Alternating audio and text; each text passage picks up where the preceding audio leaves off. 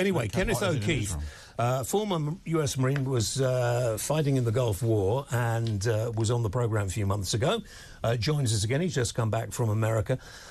Kenneth, you've got interesting views on all of this, I know. But how close do you think we are to the Third World War? Well, I think when the history books are written, if we have any publishers or any books left, are going to say that we're already in it. And when you have impunity in a nuclear age, I've warned humanity about this now for over a decade. In fact, I made a film about it. Impunity in the nuclear age has taken us to World War III and Armageddon. It almost seems like a self-fulfilling prophecy. I would argue the best thing we could do to prevent that is to apply the law. And according to the law, the genocide charges against the Jewish state of Israel and the killing of heads of state and heads of movements is not something that is allowed by law. We have due process, it's been violated, and this is why we are now sitting on a Samson option reality. They haven't hit heads of state, they've hit terrorist group heads who killed American Marines that you were.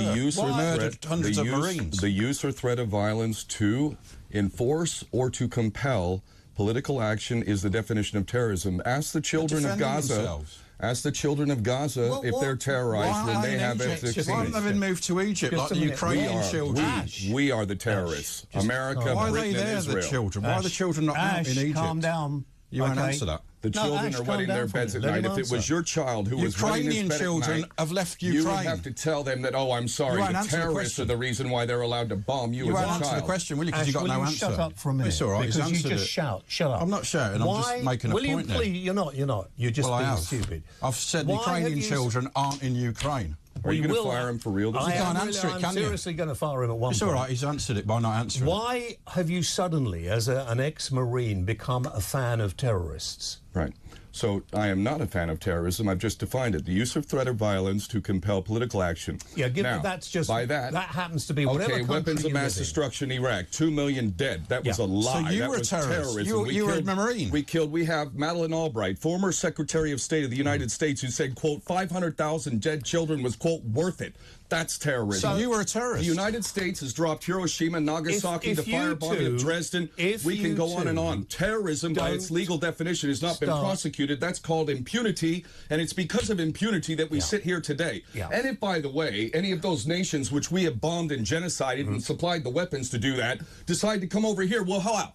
What do you reckon? What do you reckon? Would you sit by and do nothing while your country was being bombed, while it was all based on lies, weapons of mass destruction much? No, I would fight. By the way, the Palestinians are an occupied nation.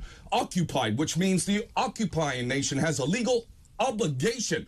They've cut off air, water, food, in every way. Literally, when you're in a firestorm, there's no air left. You're burning selling the aid under the rubble. This is impunity in the nuclear age. This is good. World War III. Best we stop it. You might as well go, because quite frankly, there's nothing else to say, because you actually would support terrorists and the enemies of freedom if they attacked us. You've just said it. What is your definition of terrorism? Maybe I don't understand. Well, what is your definition of terrorism? My definition of terrorism is what happened on October the 7th. Wait. Is there any other example? I've got to give them to you. Okay. What happened to this country during our troubles with the IRA? Okay. That's terrorism. Bombs going off in the middle. Innocent people. In a war situation, sadly. How about and it's Hiroshima and Nagasaki? I wouldn't like... If the firebombing of Dresden? It stopped the war. It stopped the war. Oh, wait. It stopped the war. Oh, but... That's a war. But what if it didn't? Would it have been terrorism?